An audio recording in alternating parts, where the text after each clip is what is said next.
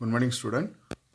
Today we are going to discuss about that breathing and exchange of the gases. Okay, what is the uses of the gas breathing? How to happen? Why want to breathing? Like first of all, we need the energy body for body. Okay, first you see that you've taken O2 from outside of that body, that from your atmosphere, that is burned with the glucose. That is glucose, one of the nutrients that is taken from the digestion process. Okay, that glucose is combined with the O2 molecule that liberated to the energy and CO2 to the atmosphere. Energy for uses of that body functioning. That reaction is called as a catabolic reactions.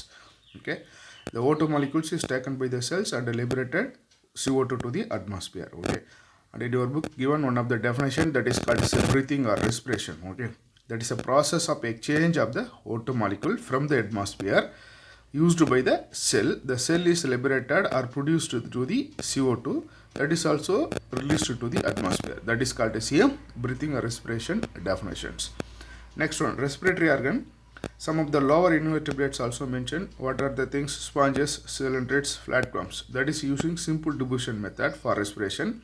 Next one is earthworms. Earthworms is used to moist cuticle. And the next one is insect.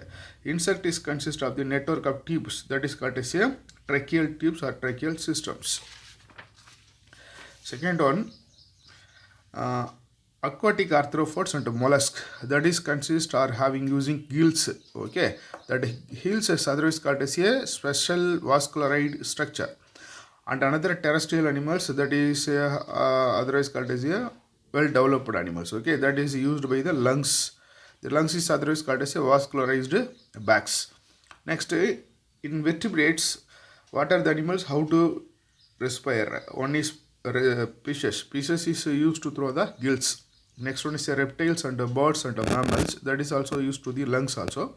Amphibians is both lungs and skin. Okay. Next one is mammals. Mammals is a well developed respiratory system.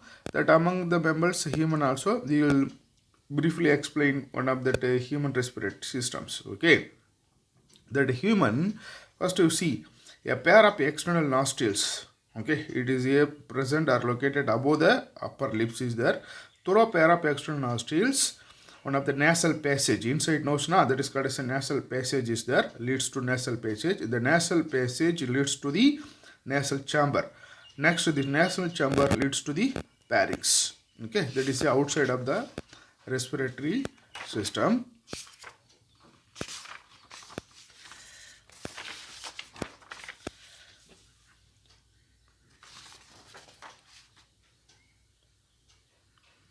Okay, first organ is a pharynx. Pharynx is otherwise called as a common passage for food and air. Already you know in the digestive systems. Okay, that pharynx is open into the trachea through the larynx region. Larynx region. See this diagram. Okay, clearly mentioned. That is a pair of nostrils outside, and another second part is a nasal passage. Third part is a nasal chamber. Next one, that is leads into the pharynx. The pharynx is common for both food and air. Okay, and another next one is a trachea. This is called such a trachea. The trachea is the first part is called as a larynx regions. Okay, that is only larynx region. You see what is meaning larynx? Larynx is a sound box. Okay, and that is consists of cartilaginous box-like structure that is involved in the sound production. That is only called as a sound box. Next, the trachea the trachea have a one of the opening. That opening is called as a glottis. Okay, you are mentioned that this color, saffron color. Okay, that is called as a glottis. And another one terminology is given epiglottis. You should differentiate between glottis and epiglottis. The epiglottis is thin, elastic, cartilaginous flap. Okay, covered glottis. That opening is covered by one of the cartilaginous flap. That is called as a glottis during the swallowing. What is the function of the epiglottis? Prevent entry of the food into the larynx. Okay, that is important. Glottis is opening the trachea. Epiglottis covering, that is a cartilaginous flap, that is called as a epiglottis. Next one is a trachea. Trachea is a straight tube extended up to mid thoracic cavity. Thoracic cavity, you know, that is a lungs region. Below lungs region, divided by diaphragm, that is called as abdominal cavity. Okay, in that fifth thoracic vertebrae, one of the backbone, at this stage, at this area, that trachea is divided into two. One is a right primary branchi and another one is a left primary branchi. Okay, that is also were mentioned here. Backbone is there, fifth thoracic vertebrae is there at the places that is divided into right primary, left primary branchi. Okay, further the primary branchi divided into the secondary branchi. See, secondary branchi. The secondary branchi again divided into the tertiary branchi. The end of the tertiary branchi, they have bag-like structure that is called as a alveoli. In the alveoli only, so many, that is a gases exchanges is happen in the alveoli only. Okay, that is a total inside of that lungs also.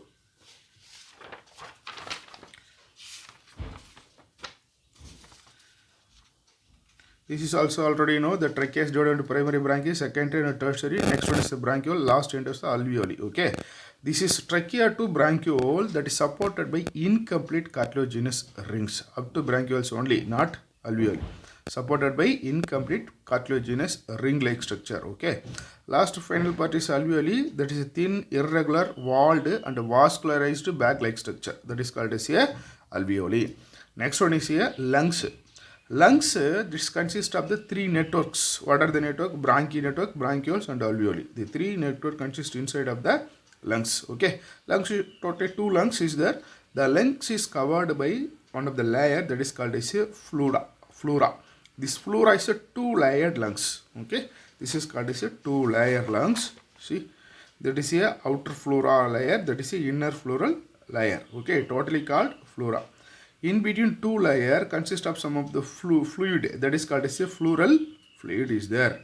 Okay, that is, what is that usage of that pleural fluid? That is, pleural fluid is reduce the friction on the lung surface to the collision with the other organ in something happen. Okay, that is uses for the pleural fluid. Next, that outer pleural membrane is closely connected to the thoracic lining. And at the same time, inner pleural membrane that is closely connected to the lung surface. Okay, that is uses. Next one is the lungs is located in the thoracic chamber, that is a airtight chamber that is present. Next, we are going to discuss that respiratory system. The respiratory system used by two ways. One is conducting part and another one is the exchanging part. Okay, conducting part where is happen from nostril to bronchioles. That is function is only conduction of the air. Okay, what are the function? The transport of the air to alveoli and removing the particles and clear the foreign particles and humatides and air temperature to the body, that is transport of the air to the body for temperature. This is called as a conducting part work. Next, exchanging part, that is alveoli and the related duct. Okay, that is called as a exchanging part. What is happening here? Diffusion site of the O2 and the CO2 molecules. The gas exchanges happen in the alveoli only between the blood and the atmosphere. Okay, that is two types of that function for respiratory system.